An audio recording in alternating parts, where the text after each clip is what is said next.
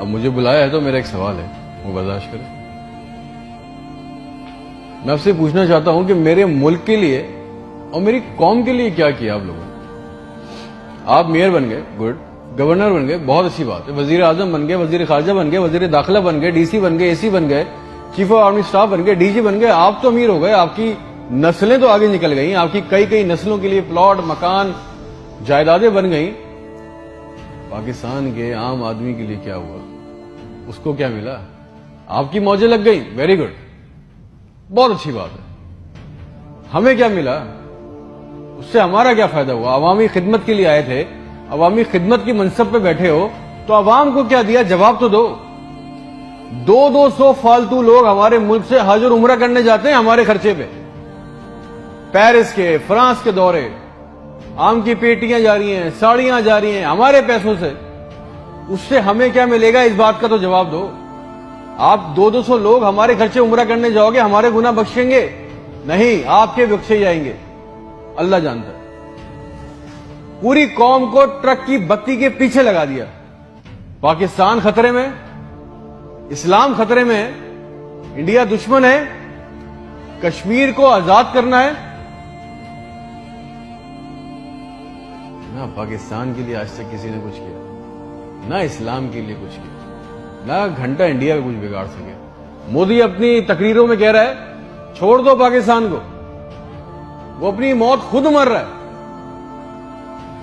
زرداری چور، نواز چور، عمران چور، اس کا پیسہ نہ کوئی پکڑا گیا آج تک اس ملک میں، نہ کسی کا پیسہ واپس آیا۔ اس کی باری، اس کی باری، اب اس کے بیٹے کی باری، اب اس کی بیٹی کی باری۔ عوام کو ٹینس کے میچ میں لگایا ہوا ہے، بال ادھر بال ادھر، ٹینس کا میچ چل رہا ہے، ہمیں اس سے کوئی فائدہ نہیں ہو رہا۔ ایک غریب، مقروض، لاچار ملک، کھربوں روپے کا بجٹ تو اتنی بڑی بڑی جائگنٹک کابینہ کھا جاتی ہے۔ کرتی کیا ہے یہ؟ اتنے وزیر، اتنے مشیر، ان کا کام کیا ہے؟ پروٹوکول، شاہی خرچے، عیاشیاں۔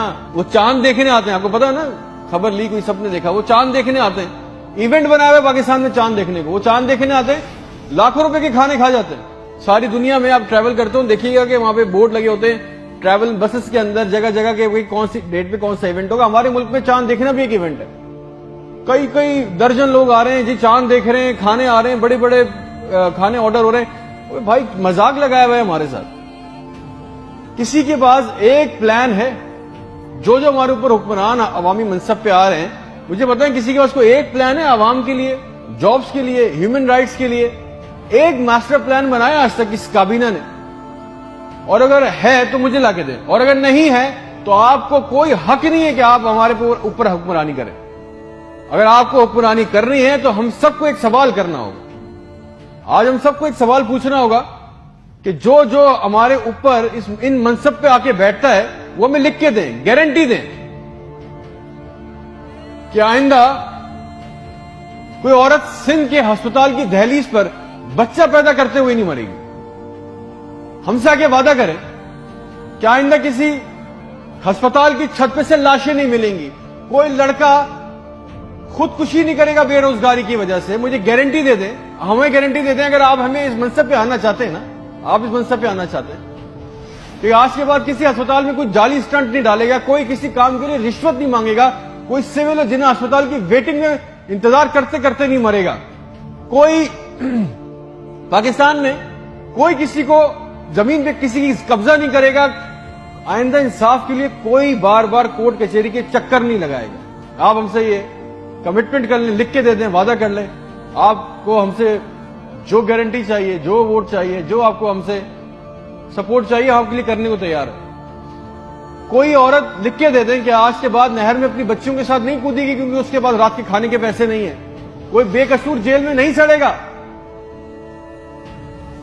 ہمارے پاسپورٹ کو دوسرے ملکوں میں عزت ملے گی، آزادی اظہار کا حق ہوگا، کوئی بیٹا بغیر وجہ کے آدھی رات کو اپنے گھر سے اٹھا کے لے کے نہیں جایا جائے گا اور بتائے بغیر۔ اور جتنا عوام کا ہمارا پیسہ، ہمارا حق لوٹا گیا ہے، وہ پیسہ بھی واپس آئے گا، آپ لے کے آئیں گے تو ٹھیک ہے۔ آپ نے جو کہا بہت اچھا لگا۔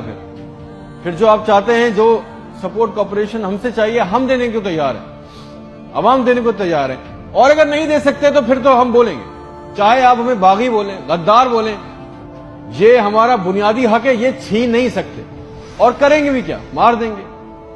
بچا کیا ہے ہمارے پاس؟